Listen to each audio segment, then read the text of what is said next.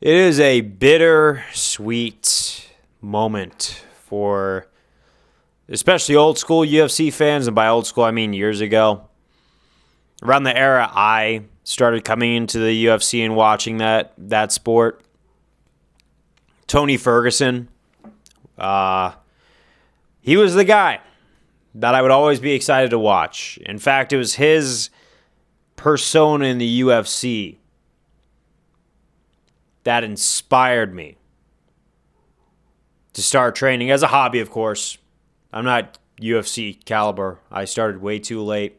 As for people who have been wrestling since they were like in the cradle, people who could basically wrestle before they could walk are supposed to be in the UFC. But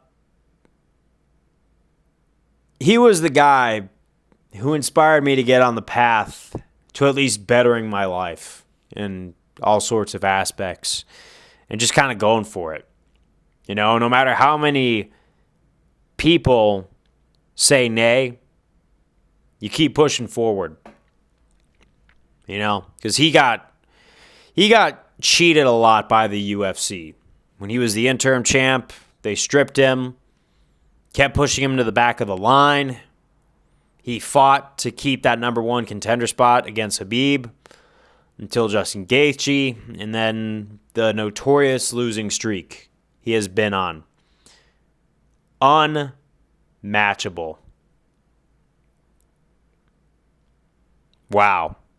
Yeah, no, literally, it's unmatchable because he just beat BJ Penn's record. But he's out of the UFC now. So that's bittersweet because, well, we don't have to see him lose anymore. He hung it up in that organization. Or they might have forced him out.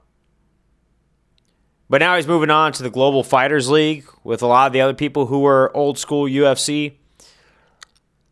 And you know the fight that they're probably going to make is Kevin Lee versus Tony Ferguson. And I think that's not bittersweet. That's just bitter because obviously I think Kevin Lee's going to win that fight, to be honest. And obviously it's not going to taint the legacy of their first fight. Don't get me wrong. But I feel like some people are going to act like it's going to. It's crazy how the sport ages. And you know what? No matter how many losses Tony Ferguson takes, even if he gets a bounce back win against Kevin Lee, which I would find kind of humorous, you know, his legacy, I'm making this post right now to say thank you for everything you've given to the sport, which has been a lot. You were the people's champ even in defeat. And all we could do is remember the good old days of Prime El Kukui, who was like the scariest guy at lightweight, you know? Like Kevin Lee's first fight, I remember what he said. He said, Tony is the number one most dangerous fight in this division. I feel like I'm facing him for the championship, right? And in a lot of ways, he'd be right because when Tony Ferguson had the interim champ, you know Conor McGregor didn't answer that call out. Conor McGregor didn't open up his mouth about Tony Ferguson until Tony Ferguson looked beatable and regressed super bad. Now, I want to leave this by asking a question. If Tony Ferguson versus Conor McGregor happened back in the day when Tony was the interim champion, who do you think would have seriously won that fight? Me, I think it honestly depends. I think if it was the first round, McGregor would have caught him with a really precise shot.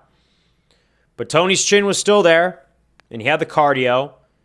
So, if it went past the first round, I feel like Tony would have used some elbows to really give McGregor a hard time, and it probably would have gone to the ground, and we would have probably seen a Tony Ferguson-style Darce.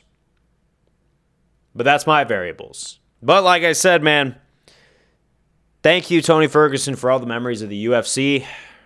It's bittersweet to see you go. But, yeah, you know, I think it's time to hang it up. Honestly, I don't even know why he's going to the GFL. I think it's time that he just stops altogether and goes back to training his students because that would probably be a better path for him health-wise. He's got a family, you know. That's all I'm thinking about. But peace out.